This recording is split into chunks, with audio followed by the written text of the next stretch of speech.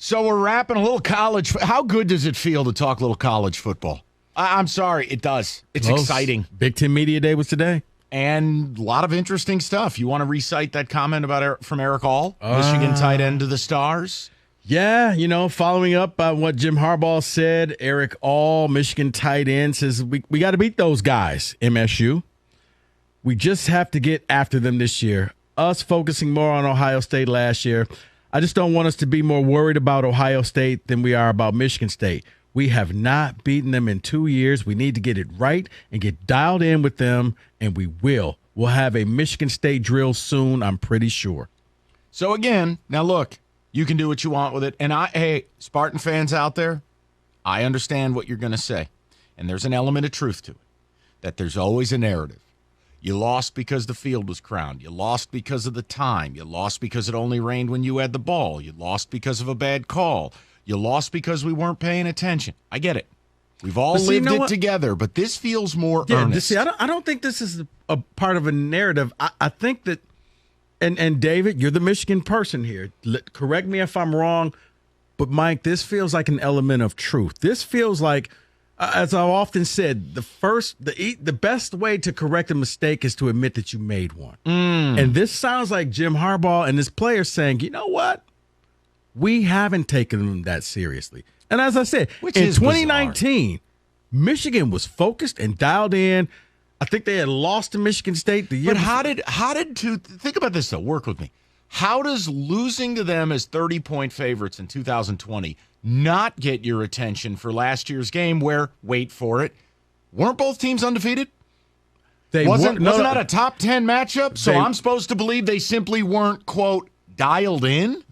It was a top 10 matchup, but remember, Michigan State did it with smoke and mirrors to a lot of people. The game of Indiana game, it took a trick play late in the game. Indiana was awful. Tyler Hunt was wide open. It was gorgeous. But it took Hunt throwing the ball to Peyton Thorne, and then the refs had to go back and say, no, he actually got a foot in bounds. You win 20-15 in what was the ugliest Big Ten game. It was bad.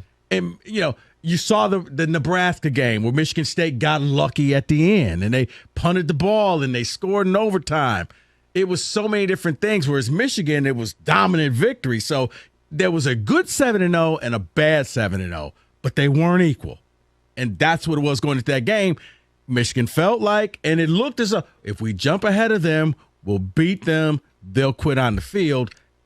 Funny thing happened when the fourth quarter came. And David is silent. No, I was going to say, Mike, I don't think it's that they weren't focused on Michigan State, but their full focus last season was Ohio State. We saw what they placed in their locker room. It was their focus. Yeah, in the Ohio State game, they went up and they stayed focused to the bitter end until they finally hit that victory formation with like 43 seconds left. That's when they started celebrating. And it had to kill them that the Darth Sparty, me, was the only person in town who I guaranteed they'd win that game. Not even their own mouthpieces and water carriers could have the gumption to pick a W. Did I ever tell you? Dark Sparty did it. I was on vacation when you did that Friday show. You thought I was on crack. Not only that, I had Roberto. I timestamp stuff. You were going to pull receipts on me? Oh, I had Roberto. If I got it wrong. Wow. I had him pull all types of stuff. I'm like, Roberto. I had the 13 reasons. Come Monday, I want this music played underneath it. Oh, it was going to be production value. You POS. Let's go to Louie, 97.1. What's up, Louie? Hey, guys. Thanks for taking my call. Yeah, no problem. Hey, yeah, I don't see any shame of Harbaugh admitting that. I mean, I'm a huge Michigan fan. I'm glad they finally came out and said something. And I don't suspect that they were underestimating the Spartans at any year, but they just kept it quiet. But now just bring it right out and say it, because you've been getting your rear ends handed to you. I don't care if it's by 1 point or by 30. I mean, you lose to in-state rival. I mean, that's what they are. And the other thing, Louis, truly, yeah. Look, Harbaugh had to come up big last year. They really had to get done what they got done. But now, the afterglow is going to fade. We're going to kick things off, and No disrespect, but take it from someone whose team has also won the Big Ten. Nobody cares the next year. Half the fan bases don't remember who won it the year before. And that's where beating Michigan State has got to happen. Harbaugh cannot go 0-3 to Tucker. Well, I tell you, Mel Tucker is a dangerous man. I mean, Michigan fans better realize that. I mean, like I said, I'm a huge Michigan fan, but that guy can coach. He's put together table scraps. That's the thing, Louis. That's the reality. And look, I think Spartans, Rico's going to kill me for saying, I think a lot of Spartans have gotten way too comfortable after one good year, thinking that, okay, this is where we're going to be. No. A lot of Spartans have turned into Wolverine fans with a sense of entitlement. Like, oh, this is just going to happen every year. And I'm warning people. And I've been like, hey, guys. The talent still isn't there. Did you see those games? Did you watch the Nebraska game? Right. This season, to go along with last season, could very easily be 7-5 type campaigns. Right. Like, every game, you're not going to pull out and outscore a team, 21-3 in the fourth quarter like you did Miami. Yeah. There was a lot of close games that you had. Oh, no, a lot of Spartan fans have a sense of entitlement that I keep telling. Like, I can't believe we're losing this recruit. And I'm like, you had one good year. I think it's anywhere between 7-5 and 9-3. I would be if Tucker delivers with, and again, Rico and I follow the team closely, and I'm not going to bore you with like the geeky stuff.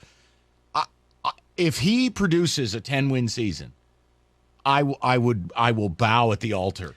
Because there are some fatal flaws on this team before we just talk about David Blaine, a.k.a. Kenneth Walker, not being there. A 10-win season means that Wisconsin is taking another step back. Because that's one that I don't know what they are. The hell is that? Their running back's 300 pounds. The kid from Fond du Lac or whatever, the big kid. Where's a single digit? Come on, help me out. Running back. He's like 255. It's like Ron Dane's back in school. No, seriously. Who is he? I gotta polish up. See, if I had my college football magazine, I could be right on Wisconsin. What page is Wisconsin? I don't know. Whatever. He's going to be a distinct problem. You're talking about Braylon Allen, are you? Yeah. He's like 250. He's a monster. They list him at 240, but he ain't 240. He's a biscuit from 265. Come on, man. Have you watched that kid? He is a monster. Yeah, Graham Mertz, I don't know what they're going to be. But, yeah, it is funny when you hear a lot of State fans. It's a sense of entitlement. I'm just glad Leo Chenault is out of school after about 7,000 years.